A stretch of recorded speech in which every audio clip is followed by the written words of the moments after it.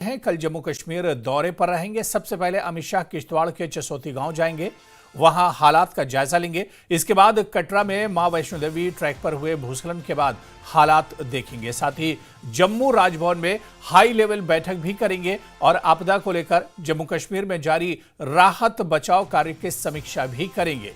तो अब गृहमंत्री अमित शाह जम्मू का दौरा करेंगे और हालात का जायजा लेंगे।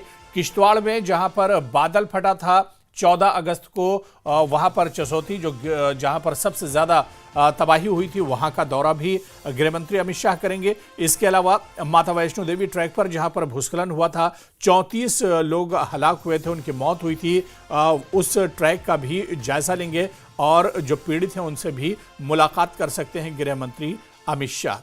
तो अमित शाह जम्मू कश्मीर का दौरा करेंगे। कल यह अहम दौरा होगा। वज़ीर दाखिला इतवार को जम्मू कश्मीर का अहम दौरा करने वाले हैं। चसोती और कटरा की सूरत हाल का भी जायजा लेंगे गृहमंत्री अमित शाह। तो इस दौरे पर सबकी निगाहें रहेंगी, क्योंकि पिछले कुछ दिनों में जिस तरह से आपदा आई है और जम्मू रीजन में, जम्मू डिवीजन में खासतौर से हालात बहुत ज़्यादा ख़राब रहे। ऐसे में अब गृहमंत्री अमित शाह जम्मू कश्मीर के दौरे पर जाएंगे और हालात का जायजा लेंगे।